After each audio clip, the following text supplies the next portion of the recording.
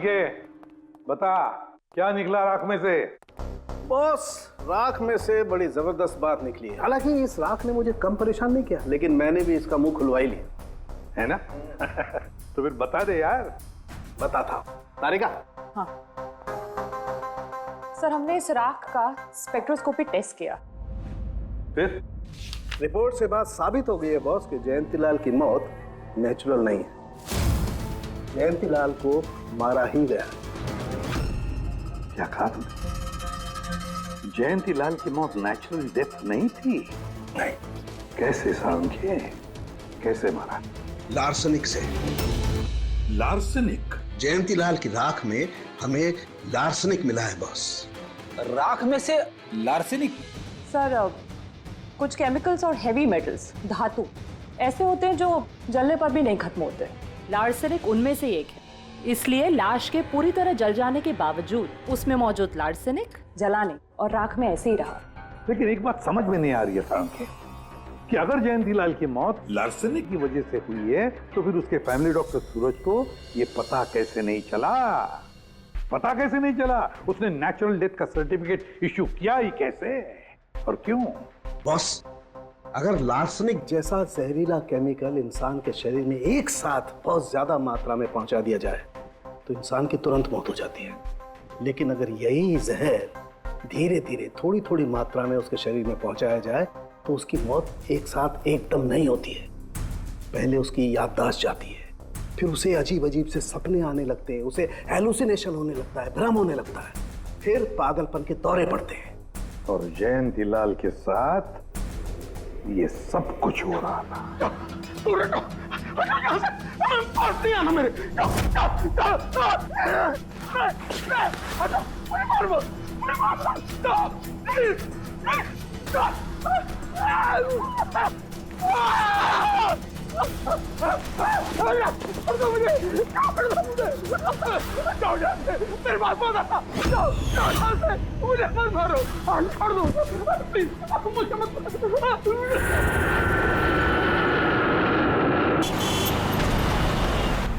थोड़ा जल्दी चलाओ।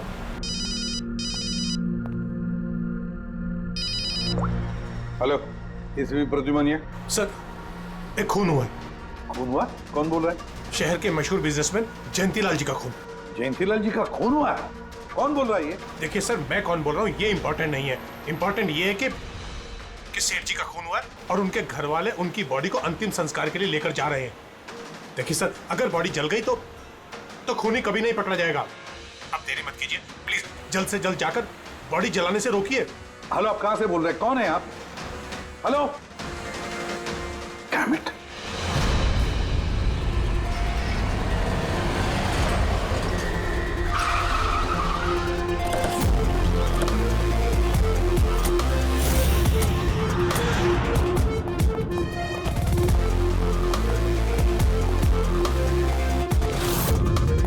अरे कौन है आप लोग? ऐसे कैसे घर में अंदर आ रहे हैं? हम लोग सीआईडी से हैं। घर के सारे लोग कहाँ हैं? सर, वो लोग तो साहब की बॉडी लेकर शमशान घाट गए हैं। शमशान घाट गए?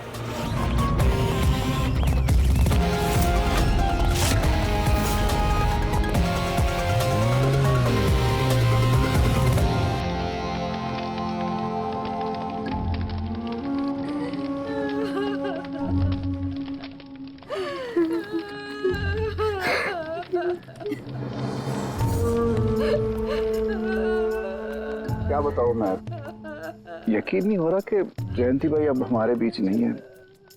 15 साल पुरानी दोस्ती थी मेरी। वो तो मेरे बड़े भाई जैसे थे। पता नहीं ये सब कैसे अचानक से हो गया।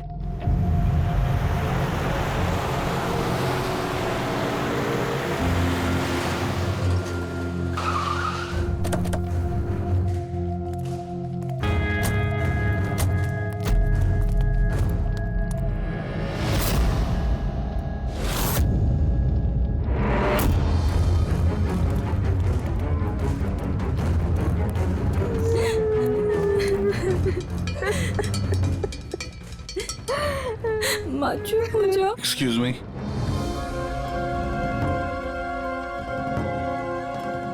देखिए, हम लोग सीआईडी से हैं। हाँ? जयंतीलाल जी के परिवार वालों से मिलना चाहते हैं। मैं जयंतीलाल जी की पत्नी दीपा। दीपा जी, हमें पता है ये सही समय नहीं है पूछताछ करने की, मगर क्या करें? वो जयंतीलाल जी की मौत के बारे में हमें कुछ पूछताछ करनी है। पूछिए, क्या पूछना चाहते हैं आप लोग? आप सुशील जयंती, उनका बड़ा बेटा। सुशील जी, हमें खबर मिली है कि आपके पिता की मौत एक नेचुरल डेथ नहीं थी, उनकी हत्या हुई है। क्या? ये कैसे हो सकता है? I'm डॉक्टर सूरज, मैं जयंतीलाल का फैमिली डॉक्टर हूँ। मैंने ही कल रात उनको चेक करके उन्हें डेथ सर्टिफिकेट दिया था। He died a natural death। ये सही कह रहे हैं। जयंती भाई की मौत सभी घर वालों के सामने ही तो हुई थी, और इतने सालों से मेरा इस परिवार से रिश्ता है, वो लोग झूठ क्यों बोलेंगे? तो आप लोगों ने इतनी जल्दी में बॉडी क्यों जला दी? तो क्या ये भी गुनाह है? इतने महीनों से पिताजी बीमार थे, कितने इलाज किए, कितनी कोशिशें की, नहीं बचे वो। देखिए, हमें इंफॉर्मेशन मिली है कि जयंतीलाल जी की हत्या हुई है। क्या? हमने आपके पड़ोसी से भी पूछा, उन लोगों ने भी कल रात जयंतीलाल जी के चिल्लाने की आवाज सुनी थी। देखिए, पड़ोसियों ने जो कहा वो सही है, लेकिन उनको या आप लोगों को सही बात नहीं पता है। और वो सही बात क्या है? पिछले 3 महीने से डैडी की दिमागी हालत भी ठीक नहीं थी। वो ना सिर्फ लोगों को और बातों को भूलने लगे थे, बल्कि उनको हेल्यूसिनेशन यानी भ्रम हो गया था। गलत सही, सच झूठ का फर्क उनको समझ में नहीं आ रहा था। दौरे पड़ने लगे थे उनको लगने लगा था जैसे उनको कोई मारने वाला है। कल रात भी उनको ऐसा ही दौरा पड़ा था। अटैक इतना बड़ा था कि मुझे उन्हें बेहोशी का इंजेक्शन देना पड़ा, और 2 घंटे बाद उनकी मौत हो गई। मैं आपको सारी डिटेल्स दे सकता हूँ, उनकी मेडिकल रिपोर्ट्स, मेडिकल हिस्ट्री, दवाइयाँ, सब कुछ दे सकता हूँ मैं आपको। हो गई तसल्ली आपको? अब हम अपना काम कर लें। इतनी जल्दी भी क्या है हेमंत? जरा सच तो सामने आ जाए।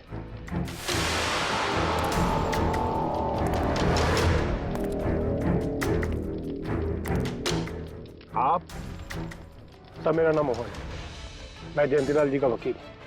मैंने आपको फोन किया था सर। मोहन जी, आपको ऐसा क्यों लगता है कि जयंतीलाल जी की हत्या हुई है? मेरे शक की वजह है उनकी वसीयत। लेकिन ऐसा क्या है इस वसीयत में? सब कुछ, कि उनकी जायदाद में से किसको कितना हिस्सा मिलेगा। उससे क्या फर्क पड़ता है? हम सब एक फैमिली हैं, किसी को छोटा किसी को बड़ा शेयर मिलेगा, यही ना? ऐसे ओके, कोई फर्क नहीं पड़ता है। अगर जयंतीलाल जी की मौत नेचुरल ना होकर मर्डर साबित हुई, तो आप में से किसी को भी उनकी जायदाद का कोई हिस्सा नहीं मिलेगा। Nothing at all. ऐसे कैसे हो सकता है? मुझे बराबर याद है कि 1 साल पहले उन्होंने मेरी सलाह लेकर ही ये वसीयत बनाई थी, और उसमें तो ऐसा कुछ भी नहीं लिखा था। दीपा जी, 3 महीना पहले उन्होंने नई वसीयत बनवाई थी। ये क्या बोल रहे हैं आप? ये कैसे हो सकता है? ये सब कुछ बकवास है। अरे पिताजी आपको कब मिले? आप तो 3 महीने से हमारे घर पे आए नहीं, और पिताजी भी 3 महीने से घर के बाहर निकले ही नहीं। तो फिर? हेमंत, वो खुद मेरे ऑफिस में आए थे 3 महीना पहले। दीपा जी, 3 महीना पहले उन्होंने नई वसीयत बनवाई थी। ये क्या बोल रहे हैं आप? ये कैसे हो सकता है? ये सब कुछ बकवास है। अरे पिताजी आपको कब मिले? आप तो 3 महीने से हमारे घर पे आए नहीं, और पिताजी भी 3 महीने से घर के बाहर निकले ही नहीं। तो फिर? हेमंत, वो खुद मेरे ऑफिस में आए थे 3 महीना पहले। मैं अब जिंदा नहीं रहूंगा। आप क्या कह रहे हैं सर? कोई मेरी जान लेना चाहता है, मुझे मार डालेगा। सर, कैसी बात कर रहे हैं आप? कौन है जो आपको मारना चाहता है? कोई अपना, मेरे परिवार के सदस्य में कोई है। मुझे पूरा यकीन है कि मैं अब चंद दिनों का मेहमान हूं। सर, कौन है वो? कहा ना, कोई अपना। क्या सोच रहे हो? पुलिस के पास जाऊं? यही कहना चाहते हो? सर मैं पुलिस को खबर करूं? नहीं, पुलिस वाले भी अब मुझे पागल समझेंगे। तुम मेरा एक काम करो मोहन, मेरा वसीयतनामा बदल डालो। अगर मेरी मौत हो जाती है और मौत के बाद ये साबित होता है कि उसका कारण मेरा परिवार है, तो मेरा बिजनेस, मेरा पैसा, मेरा कुछ भी परिवार के किसी भी सदस्य के नाम नहीं होगा। सर अगर परिवार के सदस्य को नहीं मिलेगा तो किसको मिलेगा?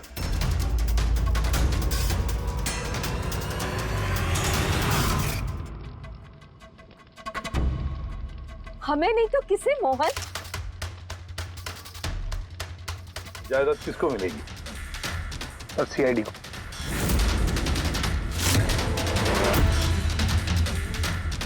क्या बकवास कर रहे हैं आप? जी सर, अगर जयंतीलाल जी की मौत हत्या साबित होती है तो उनकी सारी जायदाद, जो कि लगभग 5,000 करोड़ है, वो सीआईडी को और पुलिस वेलफेयर डिपार्टमेंट को मिलेगी। ये क्या मजाक कर रहे हैं आप? ऐसा कैसे हो सकता है? हो सकता है, अगर उनकी मौत हत्या साबित हुई तो। लेकिन उनकी तो हत्या हुई नहीं, हम वहीं तो थे। जो कुछ भी हुआ हमारे सामने हुआ है। उनकी हत्या हुई है या नहीं वो हम पता लगा लेंगे। अरे आप कैसे पता लगाएंगे? बॉडी तो है ही नहीं। बॉडी जल चुकी तो क्या हुआ, राख तो है। जब तक ये केस सुलझती नहीं तब तक जयंतीलाल जी की राख हमारी कस्टडी में रहेगी। अरे लेकिन सॉरी मैम।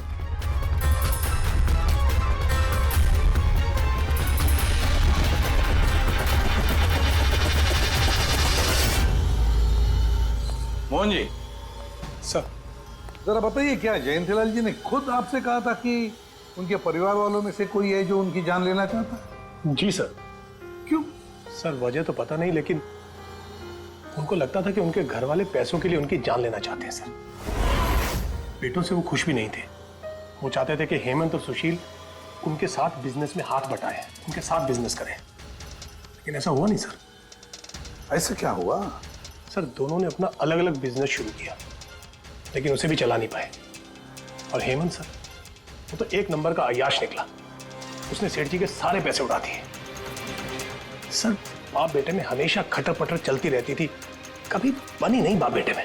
बनती नहीं थी, मगर हम बाप बेटे तो थे। मुझे पैसों की बहुत जरूरत थी, लेकिन इसका ये मतलब थोड़ी है कि मैं अपने पिता को ही मार दूंगा। मार भी सकते हो। आखिरकार दुनिया में आधे से ज्यादा गुनाह तो पैसों के लिए ही होते हैं। फिर तो सुशील भैया की वजह मुझसे बड़ी थी। उनका पिछला बिजनेस उन्होंने घाटे में बंद किया और अभी जो है वो नुकसान में चल रहा है। सर मार्केट का बहुत पैसा है उनके ऊपर, और डैडी भी इस बार सुशील भैया की मदद करने के लिए रेडी नहीं थे। सर मैं मानता हूं कि डैडी नाराज थे, नहीं दे रहे थे मुझे पैसे, पर मुझे ये भी पता है कि वो मुझे और मेरे परिवार को मरने के लिए नहीं छोड़ सकते थे। खून में उनका। खून तो हो, इसीलिए पैसों के लिए अपनों का ही खून बहा दिया। सर एक आइडिया है। क्या है कि अब जो हुआ सो हुआ, उसको बदला तो नहीं जा सकता ना, लेकिन इस सिचुएशन से अपना फायदा जरूर निकाल सकते हैं। क्या मतलब? वो सर आप ये मामला सुलझा दीजिए। मान लीजिए कि नेचुरल डेथ थी, अब वसीयत के हिसाब से पैसे सीआईडी और मुंबई पुलिस की जगह हमें मिलेंगे, जो उसके असली हकदार हैं। नहीं, आप लोगों का जो नुकसान हुआ होगा वो हम आपस में समझ लेंगे ना। सुशील जी, हर आदमी एक जैसा नहीं होता, और दोबारा ऐसे बात करने की गलती नहीं करना, समझे? तुम अपनी दादाजी से बहुत करीब थी ना? दादाजी मुझे बहुत प्यार करते थे। हम दोनों बेस्ट फ्रेंड्स के जैसे थे, एक दूसरे से सारी बातें शेयर करते थे। कभी दादाजी ने तुमसे ये कहा था कि उनकी जान को खतरा है, कोई उन्हें मारना चाहता है, ऐसे कभी कुछ कहा था उन्होंने? उन्हें हर किसी से डर लगता था। दादाजी सिर्फ मेरे पे विश्वास करते थे, बाकी उन्हें सबसे डर लगता था। तो उन्हें लगता था कि कोई उन्हें मार देगा। चलो दादू, अब हम खाना खाएंगे। क्या ये? चलो चलो चलो चलो दादू। मुझे वो सब लोग इसमें जहर मिला के मुझे मारना चाहते हैं। कौन मारना चाहता है दादू आपको? वो सब लोग मिले हुए हैं, सब मेरे खिलाफ साजिश कर रहे हैं। तुम भी मत खा, अरे फेंक देते, वरना तुम भी मर जाएगी। दादू आप मेरा विश्वास करो, ये खाना मैंने अपने हाथों से बनाया, इसमें कुछ नहीं है, इसमें जहर भी नहीं, कुछ नहीं है दादू। आप मेरा विश्वास करो। देखो देखो देखो, मेरे हाथों में खा रही हो ना, देखो देखो, मुझे कुछ हुआ, मैंने अपने हाथों से बनाया। चलो दादू, चलो चलो चलो, खाओ खाओ खाओ खाओ। गुड दादू, गुड दादू। चलो एक और बाइट, जल्दी से जल्दी से जल्दी से जल्दी से एक और बाइट खाएंगे। अच्छा है ना दादू? गुड गुड, चलो मुझे चलो। कितना प्यार करती है, तू मेरा कितना ख्याल रखती है, बाकी सब लोग मेरी दौलत के पीछे मुझे मार देंगे। दादू आपको कुछ नहीं होगा, आपका बहादुर बच्चा है ना इधर, मैं आपको कुछ नहीं होने दूंगी।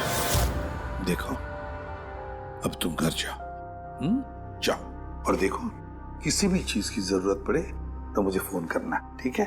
जाओ।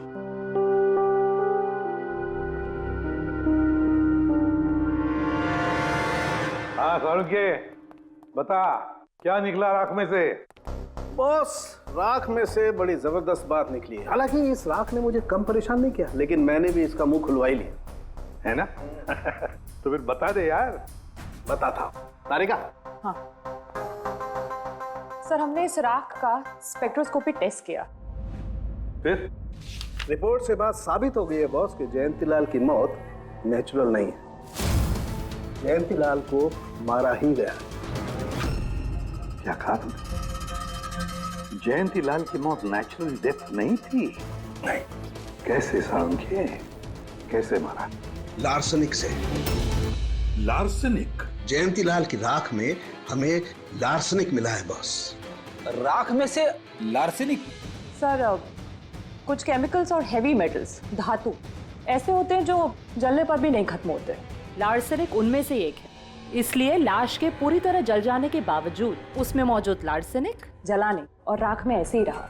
लेकिन एक बात समझ में नहीं आ रही है सारुण के, कि अगर जयंतीलाल की मौत लार्सेनिक की वजह से हुई है तो फिर उसके फैमिली डॉक्टर सूरज को ये पता कैसे नहीं चला? पता कैसे नहीं चला? उसने नेचुरल डेथ का सर्टिफिकेट इश्यू किया ही कैसे और क्यों? बॉस, अगर लार्सनिक जैसा जहरीला केमिकल इंसान के शरीर में एक साथ बहुत ज्यादा मात्रा में पहुंचा दिया जाए तो इंसान की तुरंत मौत हो जाती है। लेकिन अगर यही जहर धीरे धीरे थोड़ी थोड़ी मात्रा में उसके शरीर में पहुंचाया जाए तो उसकी मौत एक साथ एकदम नहीं होती है। पहले उसकी याददाश्त जाती है, फिर उसे अजीब अजीब से सपने आने लगते हैं, उसे हेलुसिनेशन होने लगता है, भ्रम होने लगता है, फिर पागलपन के दौरे पड़ते हैं। और जयंतीलाल के साथ ये सब कुछ हो रहा था। लार्सनिक? जी हाँ, लार्सनिक। और इससे यह साबित हो गया कि जयंतीलाल जी की मौत बीमारी से नहीं बल्कि उनका खून किया गया। लेकिन ये किया किसने? वही पता करने हम लोग यहाँ हैं। अभिजीत, जयंतीलाल जी का कमरा चेक करना पड़ेगा। Okay sir.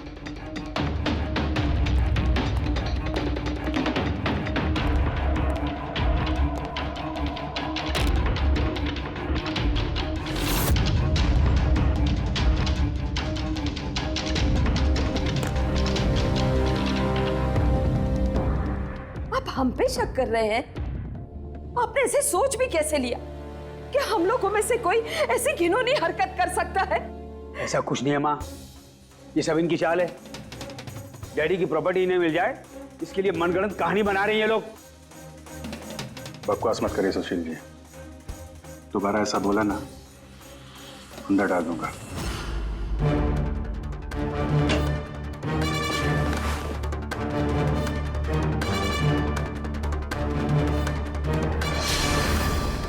आप धमका कर हमें चुप करा सकते हैं लेकिन कुछ साबित नहीं कर सकते। एग्जैक्टली। आप लोग ये सब कुछ इन 5,000 करोड़ के लालच में कर रहे हैं ना?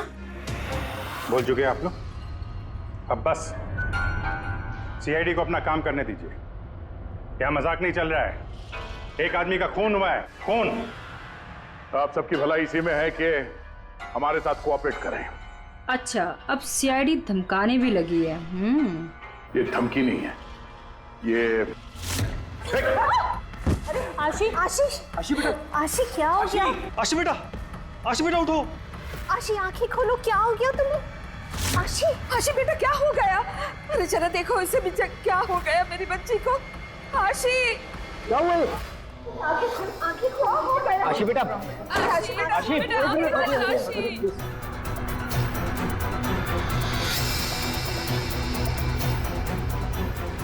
क्या हो गया इसे?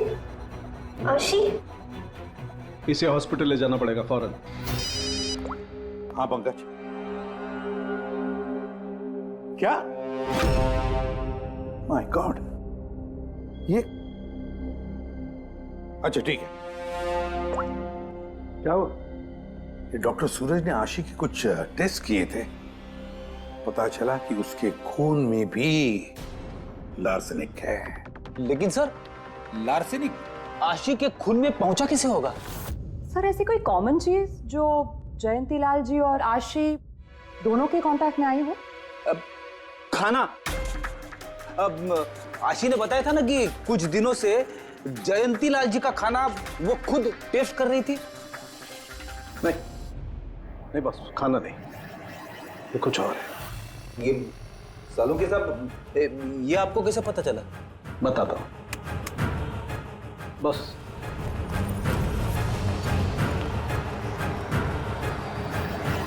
ये है वो बाल जो हमें जयंतीलाल के हेयर ब्रश में से मिला है।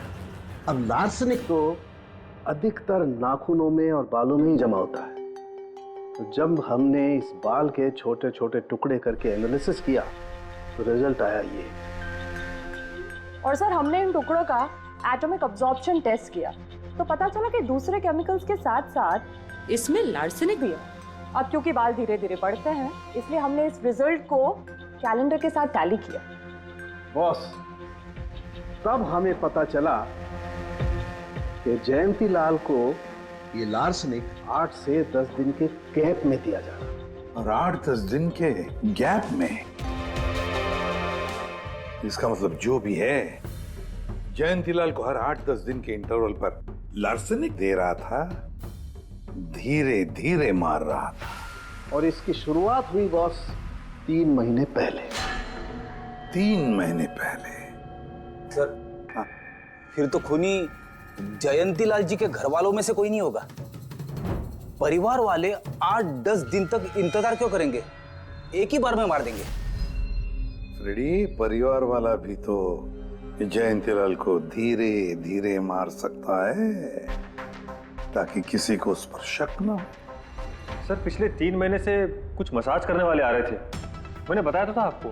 हाँ, चेक कर चुके हम उनको। उनके अलावा और कोई आता था क्या? कोई एक हो तो बताऊं। उनके दोस्त, पुराने बिजनेस पार्टनर और ऑफिस के स्टाफ वगैरह बहुत सारे लोग आते रहते थे घर पे। जी, डैडी बहुत सोशल थे। लोगों से मिलना जुलना, पार्टीज में जाना उनको बहुत अच्छा लगता था। इसीलिए जब उन्होंने बाहर जाना बंद कर दिया तो लोग उनसे मिलने घर पर आने लगे। लेकिन इन लोगों को हम अच्छी तरह से जानते हैं सर, इनमें से कोई ऐसा नहीं कर सकता है। भाभी देखिए ना, ये कैसा निशान लगा है।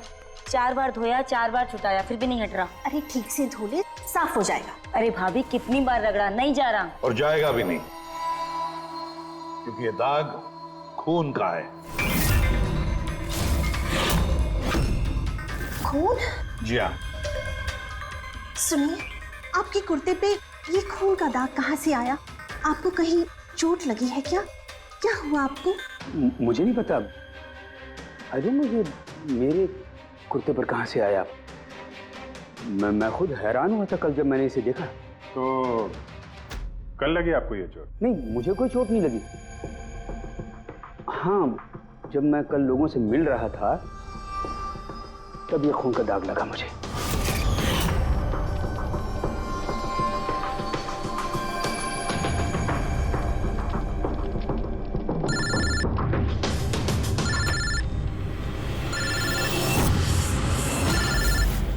बिना चोट खून के धब्बे, अजीब बात है।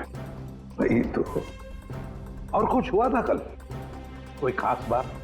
नहीं सर, और कोई खास बात नहीं। साहब एक बात अजीब हुई थी। क्या? कल सुबह मुझे गार्डन में कांच के कुछ टूटे हुए टुकड़े मिले थे। कांच के टूटे हुए टुकड़े? तो फिर? साहब उन टुकड़ों में खून लगा हुआ था। क्या? कांच के टुकड़ों में खून लगा हुआ था? जी। कहाँ पर है वो? अब वो तो मैंने कचरे के डिब्बे में डाल दिए। इस कुत्ते पे खून, कांच के टुकड़े पे खून। कहाँ देखे थे वो कांच के टुकड़े तूने? ये देखिए, यहाँ पर मिले थे मुझे कांच के टुकड़े। यहाँ पर? जी।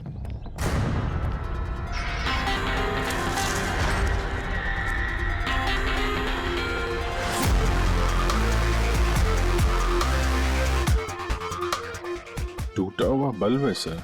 बल्ब का टुकड़ा मिला क्या उसको? काम करो अभिजीत, इस घर में जितनी भी लाइटें हैं, लैंप्स हैं, सब चेक करो। देखो कोई बल्ब गायब है क्या।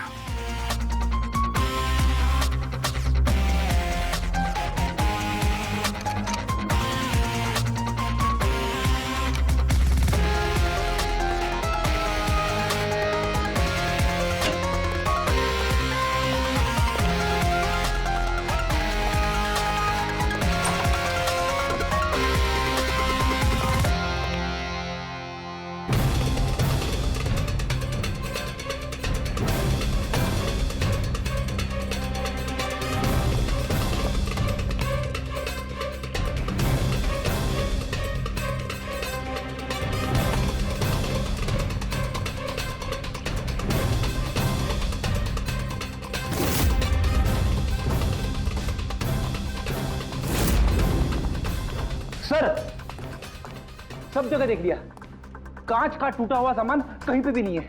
सर कुछ नहीं मिला।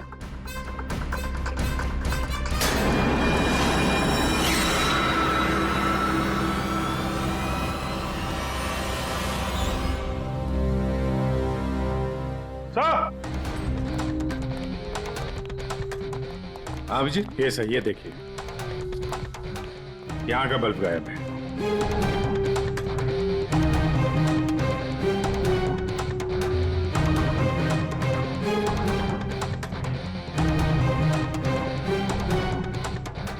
बड़ी अजीब बात है, ये लैम्प तो बिल्कुल ठीक था। मैं और दादू इस लैम्प के नीचे काम भी किया करते थे। और जिस तरह दादू की मौत हुई तब भी ये लैम्प ठीक था, इसमें बल्ब था और ऑन था।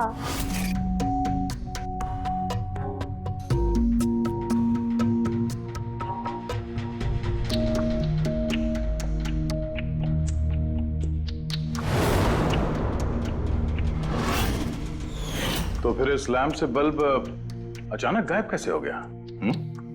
क्या कविता? नहीं साहब, मुझे कुछ नहीं मालूम। ये बल्ब कैसे गायब हुआ, किसने निकाला, मैं कुछ नहीं जानती। लेकिन सर ये बल्ब कोई गायब करेगा क्यों? सर इस बल्ब का और इस लैंप का कुछ ना कुछ तो लेना देना है इस केस में।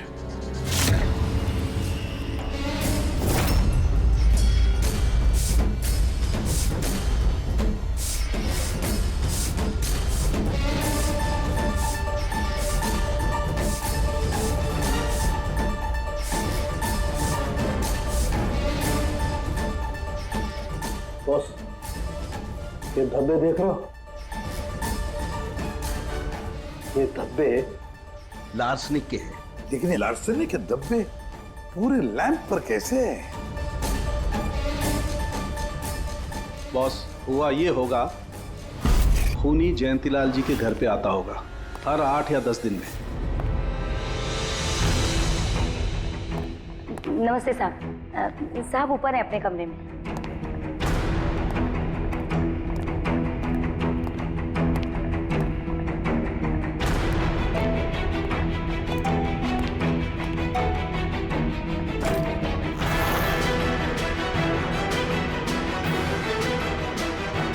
और चुपके से जयंतीलाल के टेबल लैंप पे लार्सनिक छिड़कता होगा।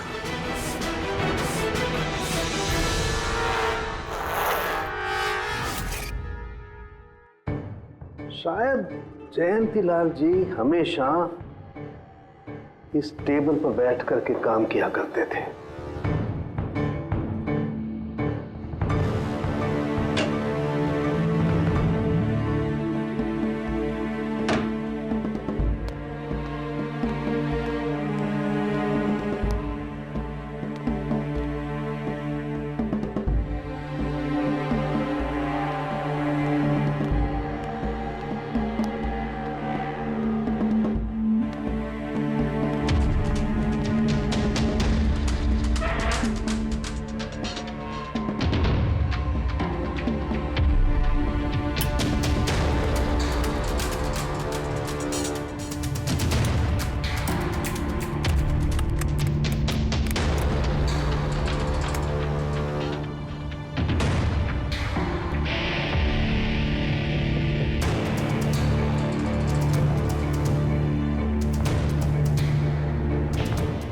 और जैसे ही ये बल्ब गर्म होता था, लार्सनिक धीरे धीरे फैलकर जयंतीलाल जी की सांसों में घुल जाता था।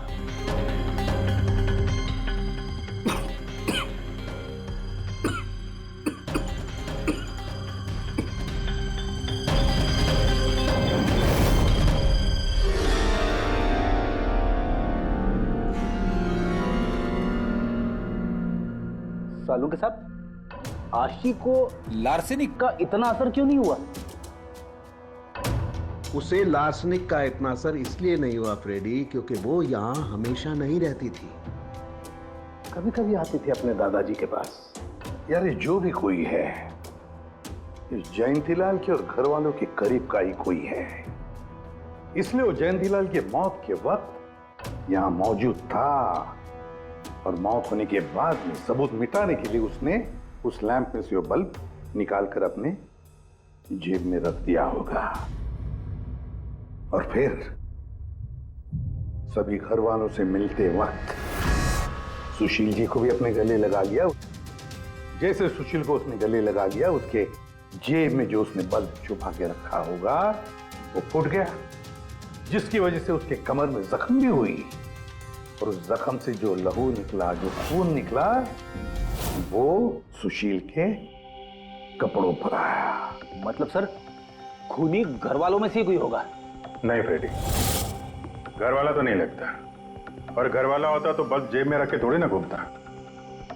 ये तो कोई ऐसा आदमी है जिसके पास वही एक मौका था सबूत मिटाने का, वो चंद मिनट। घर वाला तो कभी भी निकाल लेता। सर उस दिन तो कितने लोग आए थे यहाँ, खूनी का पता कैसे चलेगा? सर उस दिन मीडिया के लोग भी आए थे, कौन आया कौन गया ये सब रिकॉर्ड तो किया ही होगा उन लोगों ने। तो चलो देख लेते हैं किस किस ने सुशील जी को गले लगाया था।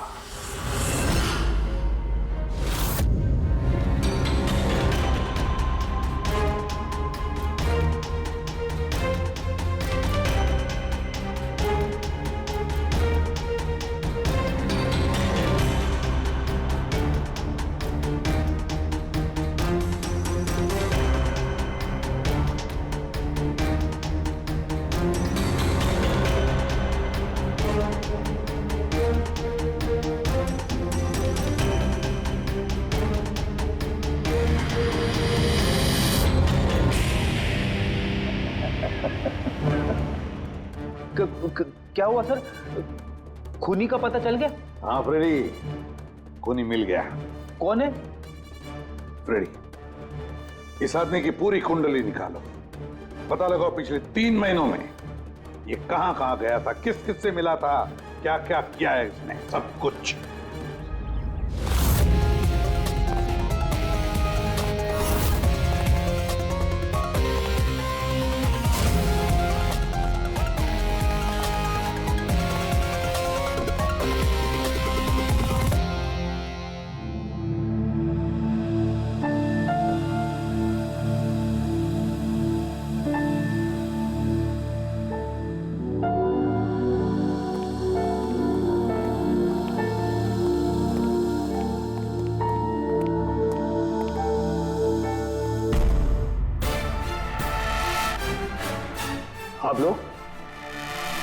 आप लोग फिर यहाँ हैं? खूनी का तो पता चला नहीं होगा, कुछ छानबीन रह गई होगी। नहीं नहीं सुशील जी, कोई छानबीन नहीं बची है। खूनी का पता चल गया है और खूनी अभी इसी वक्त यहां हम सब के बीच मौजूद है। क्या? कौन है वो?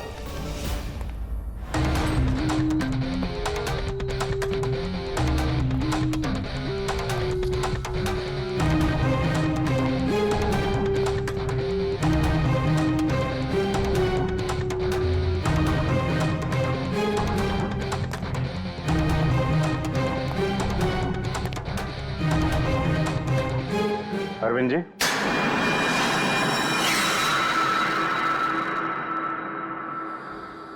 जरा उठेंगे आप? मैंने क्या किया?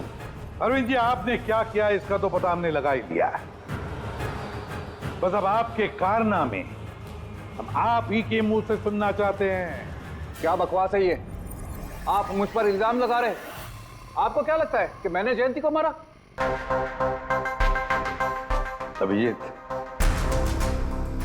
मौका मिला था, मान जाते तो सबके सामने कपड़े नहीं उतरते। जरा एक कुर्ता उठाना। क्यों? अरे उठाओ सर। क्यों?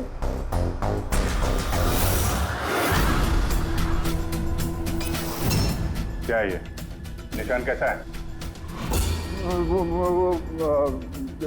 हाँ? कौन सी भाषा बोल रहे हो तुम? हिंदी में बोलो, हिंदी में। मातृभाषा है हमारी। भूल गए क्या? याद दिलाओ। हाँ? नहीं सर,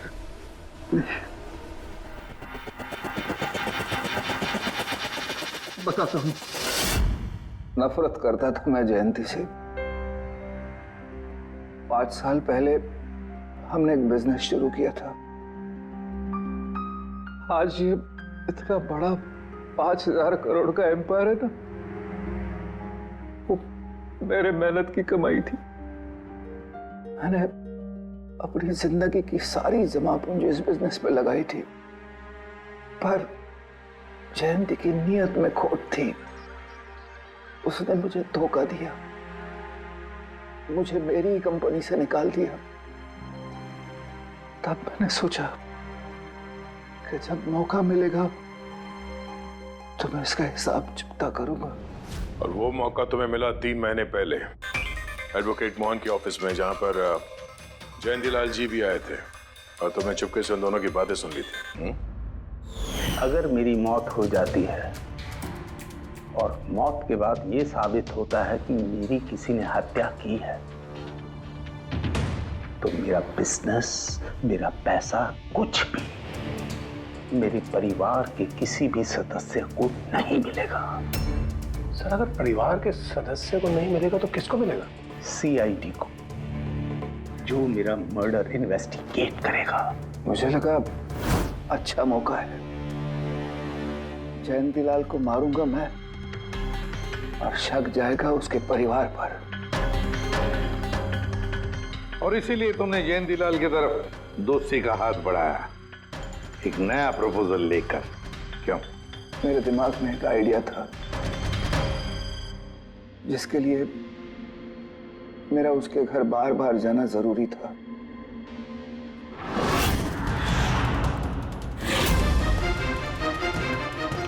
साहब ऊपर है अपने कमरे में।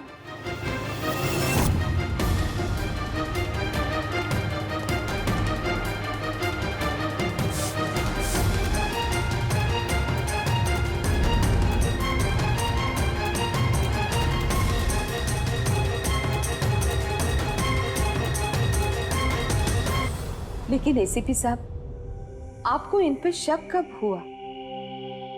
दीपा जी, जयंतीलाल जी की अंत्येष्टि के दिन जो मीडिया कवरेज हुआ था, जो मीडिया वालों ने वीडियो फुटेज लिया था, उसकी मदद से जयंतीलाल जी की अंत्येष्टि के दिन घर के बाहर जो इन्होंने कुर्ता पहना था, शमशान भूमि पर वो कुर्ता बदल दिया गया था, क्योंकि उस पर खून जो लगा हुआ था। क्यों Arvind ji?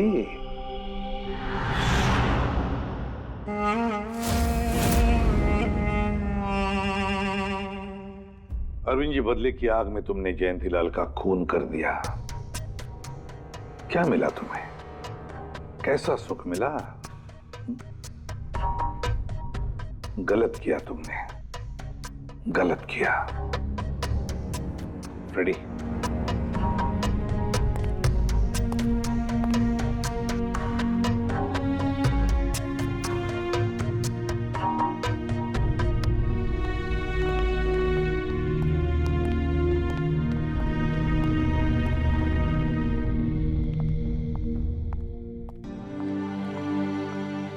Thank you sir, thank you very much.